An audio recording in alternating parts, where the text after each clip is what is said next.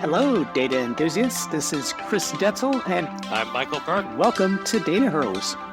We are your gateway into the intricate world of data where AI, machine learning, big data, and social justice intersect. Expect thought-provoking discussions, captivating stories, and insights from experts all across the industries as we explore the unexpected ways data impacts our lives. So get ready to be informed, inspired, and excited about the future of data. Let's conquer these data hurdles together. All right, welcome to another Data Hurdles. I'm Chris Detzel, and I'm Michael Burke. How you doing, Chris? I'm good, Michael. Really good. It's really hot again here in Dallas. I'm going to say that probably every episode. Well, you guys have been having some of the worst heat waves, like historically, right? You're hitting historical records right now. So Yeah, we were at I don't blame 108 the other day, and I was like, geez. I mean, I went outside to take out the trash, and I thought I was going to melt or something. I was like, geez, I'm dying. So yeah, and I've been like heads down. I don't even think I've noticed what the weather's been the last week. I just started a new role at Boston Venture Studios. I'm really excited about it. congratulations. Thanks. Yeah, we can talk more about it at a later point, but ramping up and learning at a new organization, getting your feet wet, being the new guy on the totem pole again, it is so much work. And you always think, I always know when I'm coming into a new role that it's going to be like that, but you don't feel it until it actually hits you, right? You're like, Yeah, holy cow, but there's a lot to learn here. Yeah, and I'll say this, and we'll get started, but is anytime you go to a new company, it's like you're the brand new person and you don't know anything about what's going on. And before, you were the guy that knew everything that's going on, or at least you were the expert in that thing. Now you kind of feel like, you're just learning all over again. So it's kind of a fun, but yet scary experience, I assume. Yeah. I mean, scary. No, I think that, I'm used to not knowing things. I'm definitely never the smartest person in the room in the AI space. So, I think it is really just, getting a handle on things, realizing your working relationships, understanding the people you're going to be working with, how we engage. Everything is always different, a different flavor of the same stuff, right? Kind of like MVM, right? It's the same stuff, different day. Yeah, exactly. Well, today, we're going to talk on a topic around regulating tomorrow. So navigating AI's ethical frontiers. And you came up with this, Michael. So I'm interested to hear more. So we've done some talks about AI and, GDPR and some of the new regulations that are coming out. But this one I was really excited to talk about because of all of the changes in how companies are thinking about regulation and safety right now with large language models.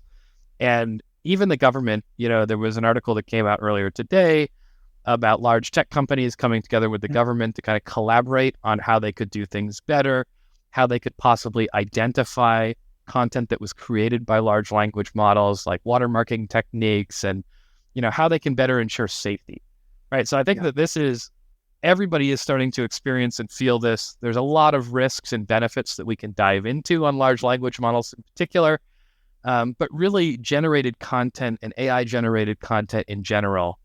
Where is this going in the world, and how is the US and really the world going to manage these new technologies in a way that's meaningful and still provides governance and control? Yeah, and so that leads me to my first question. How have governments historically approached, the regulation of emerging technologies, and how does AI development differ in this context? Because I assume it's pretty different. Yeah. So when you think about every other law that's been passed so far, every other regulation, the U.S. and the world has been very slow to act, right? Bad things happen with data. Also, really good things happen with data. Bad things happen with AI. Really good things happen with AI. And the government is 1, 2, 3 years behind in setting policies and precedent. And we already knew this was a problem, right? With things like, Facebook and Cambridge Analytica, and things are moving a lot faster, right? And there's less people in the loop. But now with large language models, we're seeing that, the acceleration of these kind of distributed technologies that leverage AI could have impact on an entire country or the entire world almost instantly, right? And so the U.S. government and the world really need to take more of a proactive approach to, these rapid advancements, and really, thinking about how they can better predict where things are headed and build regulation around that. Yeah, I have a question around that because, as you said, when you look at Meta and all these other, let's say, social platforms, when you look at the government just in the U.S., I remember when Mark Zuckerberg and others were on the hot seat talking to the government, and the government asked some of the dumbest questions I've ever seen in my life. Yeah. Oh, I'm Yeah. I'm not trying to make fun, but it was hard for me to listen to, right? And so I can imagine and the reason is because they weren't educated enough, they didn't understand it enough. Now maybe they're asking better questions because they're bringing in experts to help them understand it better, or having them ask those questions. But I can imagine it's in the same way as AI, even worse, because, trying to understand how AI works and those kinds is got to be extremely confusing. So what role do you think governments should play in regulating the AI development, knowing that they're not that smart about it? It's a tough question because, right, like, you've got a ton of people that are trying to get caught up on new technologies that people like you and I are living in a day-to-day life. And not only that, but I think that every regulation and policy that government enacts, right, they have to think about the repercussions, 30, 40 years down the line. So this kind of traditional way of, seeing how things pan out and being less proactive and listening and kind of evaluating the impacts before passing regulation was done with a real justification and reason, because these laws and policies take a long time to push through and to pass, and they have to stand the test of time, right, on how they operate.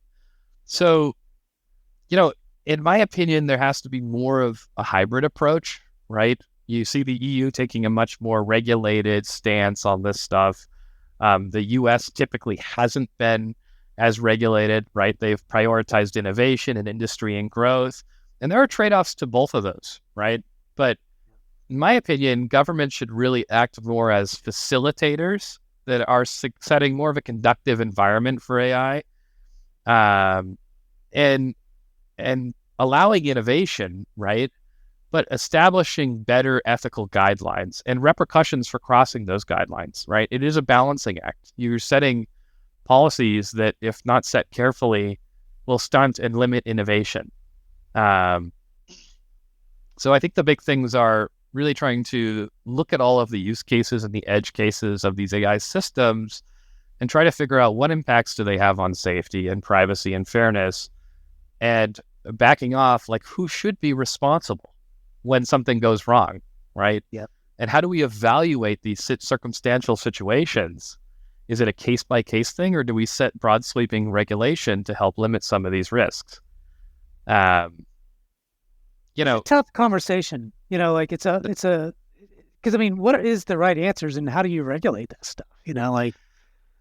Without, saying, look, innovation is key, but yet you can't do this, that, or the other, Well, and the other thing is, right, these new technologies and this innovation is providing a tremendous amount of value too for the world.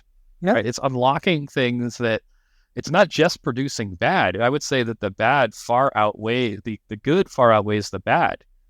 And if you think about it, if you follow and implement too much regulation, what you're actually doing is this technology is here, right? So bad actors are going to use it, criminals are going to use it, innovators and people who want to help people and make the world a better place are also going to use it. If you put too much regulation on innovation, the ones that are going to follow it are the people that are already following the rules. The bad actors are going to continue to exploit. They don't care about laws or the repercussions of laws, and they're still going to get out there, right? So I think the real challenge is, how do you control both in a manageable way? And how do you set policies that define repercussions but don't stunt innovation?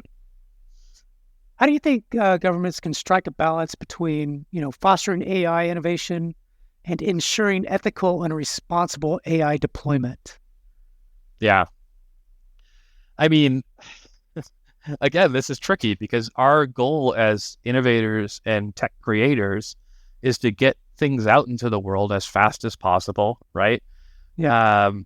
But, I think that one of the ways that you really could help enhance the use of ethical guidelines and safety is by providing incentives for doing so, right? And, if you think about what if an organization was commercially or financially incentivized to have these foundations built into their technology? Well, then you're not trying to be a command and control organization where you're, passing regulations that will impact everybody in a negative way. But you're also, allowing certain companies that do follow these practices to be rewarded because of that. I think also collaborating with developers to define better ethical standards and frameworks, right? There really hasn't been guidelines on what you should and shouldn't do set by a government or organization. There's a couple that are starting to emerge, right? And these large tech organizations working with the government is a really good first step. But I think that when you think about who are the people that are going to have the most impact on the world at building these large language models and image generation models, right? They cost billions of dollars to train. So there's really only a handful of organizations that can build them anyways. It's up to them to really implore how they're going to define with the government the ethical standards and the frameworks set in place to allow innovation, but also prohibit some of these bad use cases that we see. One of the things that you mentioned was collaborating with AI developers. How do you find these AI developers, and what's the best ways to collaborate? I'm a big community guy, and so Yeah. I know developers love community. It's crazy how these guys just are in it. They share a bunch of information and things like that. What's the best way to kind of do that, and that you found?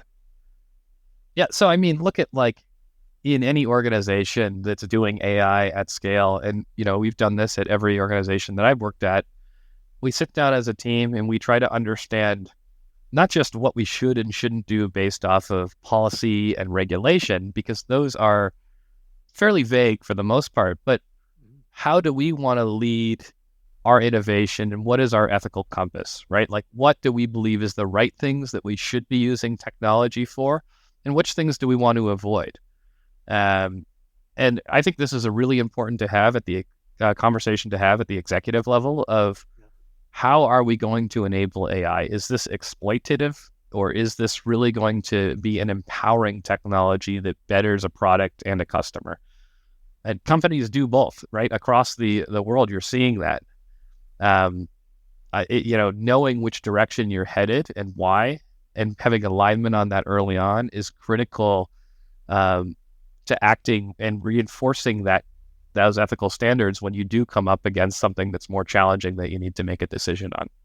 So it's quite interesting as I kind of look at the last 5 months, basically since we've been doing this podcast since February, is AI has exploded even more so than it did when you and I first talked about AI technologies, or like a ChatGPT or whatever, and all these companies are coming out with these nice little large language models that you can do all this kind of cool stuff, whether it's creating, pictures, or even better large language models that you can do essays or whatever on, right? You can upload documents and it will just tell you this whole thing about a PowerPoint presentation or a transcript or whatever.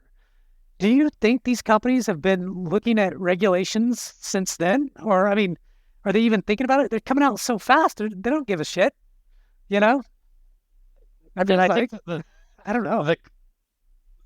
Companies are trying to use their best judgment and their priorities on what they value to drive innovation. And you're seeing some companies moving slower than others, maybe not because they don't have the same technology, but because they're trying to understand and weight the impacts of releasing that technology without just throwing it out into the wild. You're seeing other organizations do that, and some of the repercussions coming up. So like anything else, like a business is a commercial entity, it's competing against a market, and that market has accelerated, right? So it is a really difficult time to weight all of those difficult decisions and really decide what to expose to the world, because take into account that these technologies have been around for years. We're seeing the traction in it this year, but for the last 3 to 4 years, we have seen these technologies at scale functioning, right?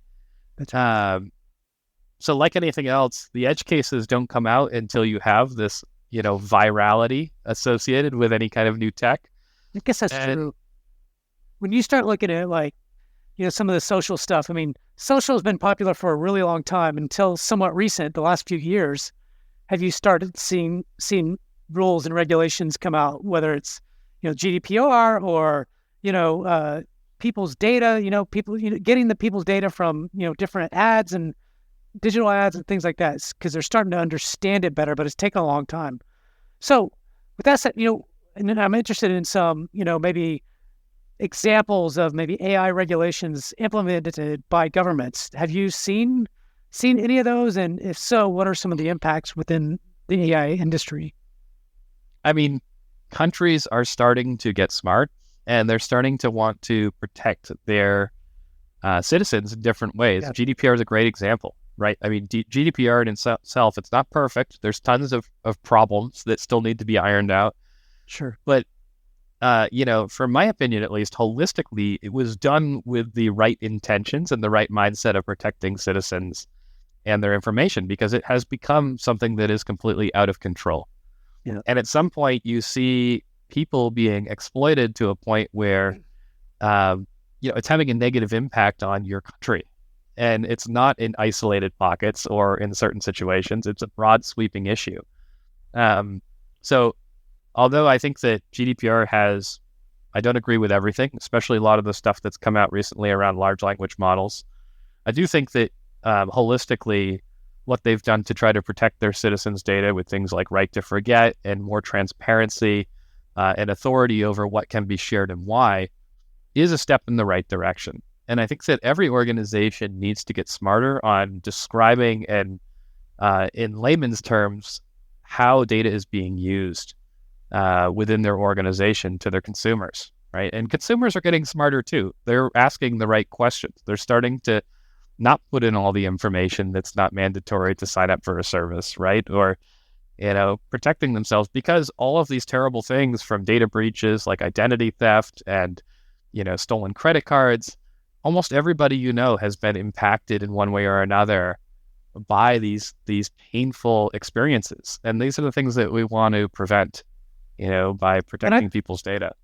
I feel like large language models opens up a whole new privacy opportunity, for for this. So, I mean, and I'm curious, because I'm sure like when I put information out there about, I don't know, if I'm asking, ChatGPT or one of those large language models some questions, or if I get personal on different things, or I'm uploading different things into that, it takes it and it owns it now. Like, it has all the information there, right? It's not deleting anything. It's holding it somewhere, has it somewhere. It's kind of like, it's scraped the internet. Now people have access and just seeing whatever they want and putting everything in there. And it's also soaking that up, right? Yeah. So that to me is, if you call it privacy, but it could be, like if I'm putting, stupid stuff in there, like, what is my social security number is this and this and that and the other. I mean, I wouldn't recommend that, but it is taking all that information you have, or that you're putting in it, and it's learning from it, I assume. Yeah, and I think that also... Am I out of it? Is that wrong? I don't know. No. I mean, I think that there are some regulations and practices that even, OpenAI have started to put in, where you can delete your data. But I think that at a larger scale, one of the big problems that you're highlighting is that we don't know where this data is going when most corporations collect it. And you don't know if it's being sold 10 times to 20 different companies, right? You don't know if it's being shipped between organizations and a larger entity. And you also don't know, because of that, when there are breaches, when you've been exposed to risk, who's doing what with that information. And to me, if you think of data as kind of power of information and, your privacy as a right that you should own, and when you give your information to a company, you should have at least a relative understanding of what they're using it for, right? Yeah. And if it's going in all these odds and ends directions, that's creating a lot of pain and damage to customers and to citizens. And that's why there has been all this regulation in organizations like the EU, countries like the EU that have implemented GDPR. China is also another area where they've implemented guidelines, fairly strict guidelines, actually, with AI and ethical reviews. Tons of different concerns at both the state and the national level, maybe for different priorities, but at the same point, organizations and countries are starting to be more transparent and also set more regulation and policy on how they can protect their citizens. How do you think governments can ensure that AI regulations remain flexible and adaptable to keep up with the rapidly evolving technology landscape? I mean, I think that like any government, we need to move faster, much faster. And how do we do that? We have to invest in building out more progressive teams that can pivot quickly and innovate on how to explore and deploy regulation and policy. Inviting large corporations to collaborate in the discussions, I think, is a really good idea. In a lot of these cases, they're the ones that are defining a lot of this new innovation.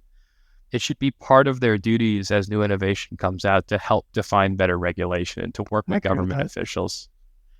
I think also just, the rate at which we update regulations to reflect the latest things that are happening needs to move faster. It should be an assessment that's reviewed, quarterly, not, every decade, right? Which seems like what it is today. And then again, like engage the brightest minds on how, reach out to the commercial entities that have all of this talent and work with them to help stay informed on these emerging trends, work with your regulators, educate people to get more of this cohesive partnership forming, right? It never will work if regulators don't understand the technology that's coming out. And so they need to rely on these brightest minds to help inform them on these technologies and what kind of safety and mitigation they can implement. I think that's a big piece to it as well. Yeah. Yeah. It does feel like, so I'm with you. I mean, governments are just too slow, especially you. I mean, maybe all governments are slow and just don't understand the technologies and things like that. And it could be the age of the people running the government, right? I mean, if you're 80 years old and this is all new to you, it's just not going to be easy to understand. Anyways, I digress a little bit, but I agree with you. But I also think that, it does feel like they are kind of trying to do it because they are working with Meta and some of these other big companies. So it does sound like they're trying to get ahead of it a little bit as best they can. So we'll see, I guess. Do you think that governments should focus on specific technical aspects of AI or emphasize principles and guidelines for AI developers? I think they should emphasize both, right? We need to continue to establish ethical principles, and at the same point address technical risks and requirements equally. Ethics, it is such a great area that it is challenging right now because we're moving at a rate that a lot of the regulations will never be able to catch up because there is, maybe 10 people or 100 people in the country that are defining these new technologies.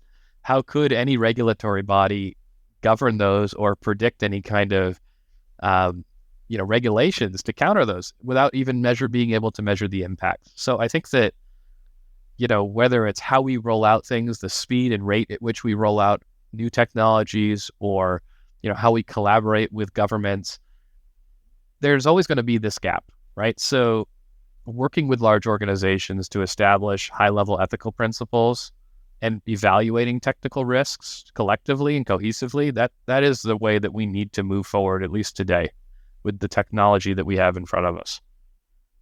What do you think are some of the potential challenges or drawbacks of government involvement in AI regulation, and how do you think they can be mitigated?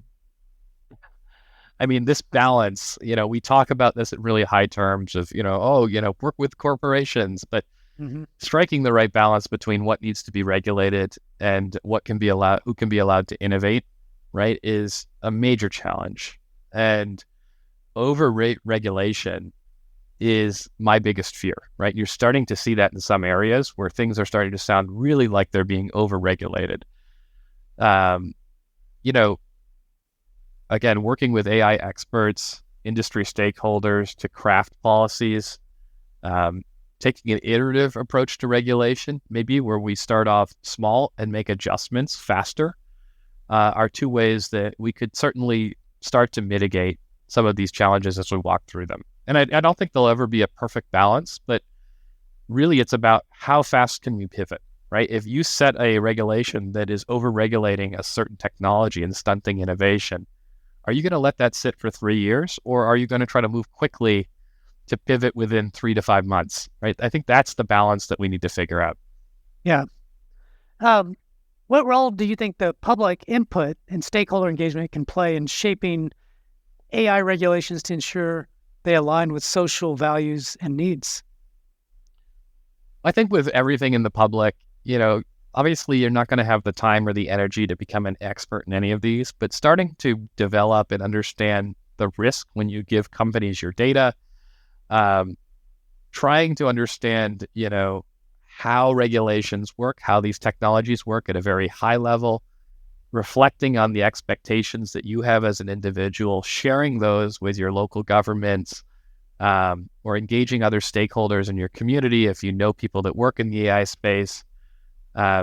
This is a group decision, and it's going to be a complicated one, and there is no right answer. So the more people that are educated that can provide input, in my opinion, the better.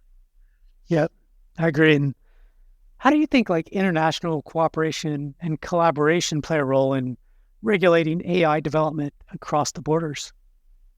I think that, yeah, we're kind of at a standards war right now of regulations between, what the EU has and California and China and, Russia. And so really, I think that we need to understand that data and technology is not isolated by geographic bounds.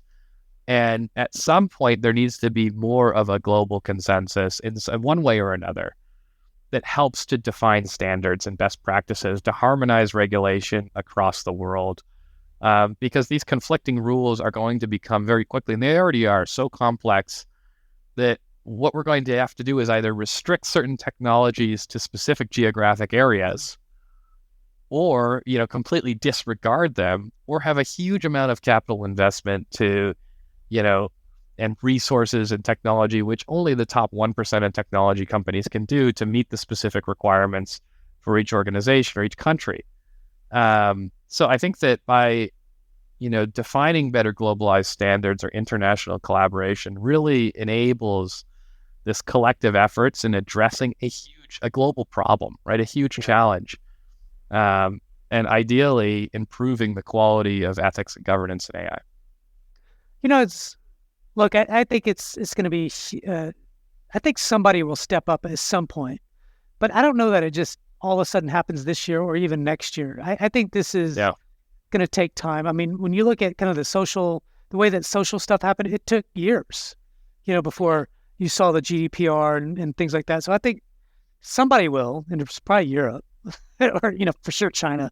They control that stuff tightly anyways, but I think U.S. will be kind of last in that, and how they kind of restrict that kind of stuff, and more for innovation. And I think that, as I kind of think about this, and I've been reading about it, is there's going to be billion-dollar companies made on these kinds of on large language model type things, right? AI building, pics, or ChatGPTs, doing your blogs and things like that. And I think that the other piece, not to get off completely, but you and I kind of talked about this on the pre-show, is companies or when you think about a ChatGPT or something like that, and your people are doing writing and pushing that out to their websites or the internet some way or somehow, the way that Google kind of looks at that and indexes it and everything else, there's already bad information out there. I mean, when you put something out on ChatGPT, it's not 100%, right? It's good stuff a little bit, but a lot of times it gives you bad information or just incorrect information. And so it's already being swamped full of bad shit, people are putting that bad shit out there. And so, I just can't imagine, Google's going to have to change either algorithms or the way they do search or, I don't know. But you mentioned something that I want to talk a little bit about, and we could sum it up, but Chris, those businesses that are using the ChatGPTs or large language models today, they're already ahead of others because they're not using it. Talk a little bit about that quickly, because I think it's a good ending to kind of what we've been talking about. And the hype is real. You know what I mean? Yeah, absolutely. I mean, I think that we're at this point of kind of arbitrage in the data space, right? Of data generation, where businesses that are adapting and using ChatGPT to generate content or images or whatever else they're trying to create, they're at a competitive advantage where not every business has caught up, right? In our space, this is a common language now, but I think that if you talk to many businesses, how many are generating blog posts or images or new content on their websites? I think that the select individuals that have this opportunity right now where they can grow their organic search rankings, grow their notoriety and popularity in a space quickly by using a lot of this generated content. And, that's only going to happen for a finite amount of time before this window closes, right? I mean, in March, there were 1.6 billion queries on ChatGPT, right? If you just think about that scale, this thing is just taking off, right? And that was an 160% increase from their usage in February, right? So we are talking a scale of popularity where soon this will hit, if it hasn't already hit, critical mass. And at that point, information is that information gap of creating new content quickly and moving quickly will just become a standard best practice. And in some ways it already has in the tech space. I think if we're thinking globally about every business, there's still a lot of opportunity to move forward quickly. Michael, really a great Data Hurdles podcast today. Really appreciate your time. So thank you everyone for listening in to Data Hurdles. I'm Chris Detzel, and I'm Michael Burke. Thanks for tuning in. Don't forget to rate and review us. Thank you. Thank you.